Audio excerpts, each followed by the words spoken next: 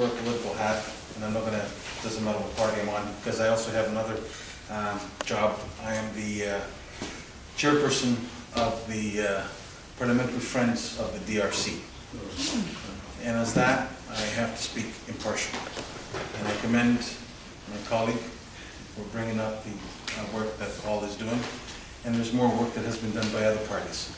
However, I want to parallel an example and sort of talk about another country that I believe your community has engaged in order for us to move the file forward. How many of you are familiar with Myanmar? Or Burma?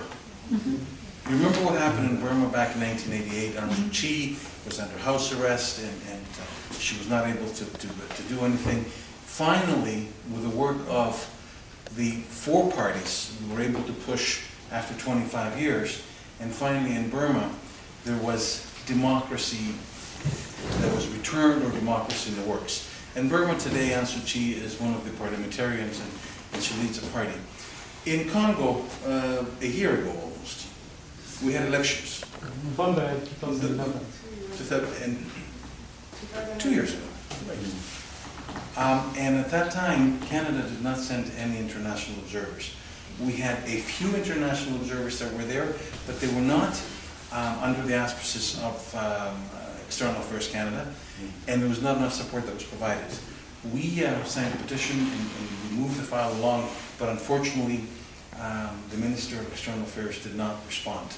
Now, we got an opportunity that sort of came and passed, and we're going to have another opportunity to come. The thing that we got to do, and we got to move forward, as the Burmese community did very well, was to move the file to the G8 or the G20. Unfortunately, UN has become an organization where people go and talk and talk and talk and talk, and nothing happens. And we, as Canadians, do not even have a place in the Security Council. So, as we have a place in the G8 and the G20, we need to make sure that voices are heard there. And we need to start an international movement where next time that the G8 or the G20 moves, that simultaneously the G20 leaders and the G8 leaders get a message. And that message is that what's happening in the Congo is not appreciated. What's happening in the Congo is a travesty. I'm not going to reiterate what I heard from previous speakers, but I had an opportunity to speak to a woman that was here in Canada after she had undergone a massive situation back home. Not only was she raped, but her upper genitals were destroyed. And they use rape as a tool of making you give up everything. And the one thing that happens is that when a woman is raped, a lot of times they're raped in front of the eyes of the husband. The husband is side up, the husband cannot do anything, and he feels just unbelievably worthless. So that is not a one-time occurrence in that part of the world. That's almost a daily occurrence, from what I understand. And some of you that have not been able to read the stories, I encourage you to speak to the Congolese in your neighborhood. I encourage you to go on the web.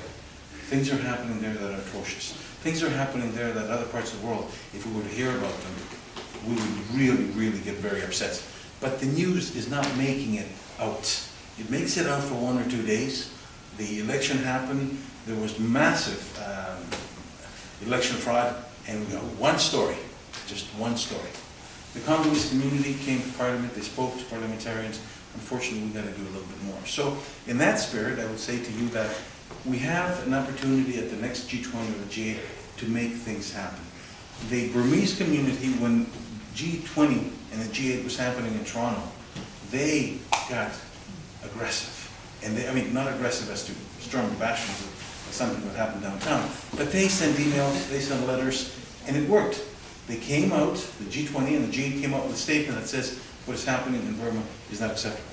So I'm looking forward to working with my colleagues from all the parties, all three parties and the two parties that are not, we don't recognize in the House in order to make things happen. So I ask of you to get to your member of Parliament if you have not done so, and to ask him or her to join the Parliamentary Friends of the DRC, because the Parliamentary Friends of Burma was a success story, and they worked hard, and we're still working at it. now it's the time for Congo, and we've got to make sure that we succeed. So in the spirit of goodwill and in the spirit of camaraderie from all the parties, allow me as the Parliamentary Friends chairperson of the Congo to bring you greetings, and do have a scroll that I'd like for you to come and receive. Will you join me? Today we're not taking sides or holding parties. Today's the day that we've got to work together.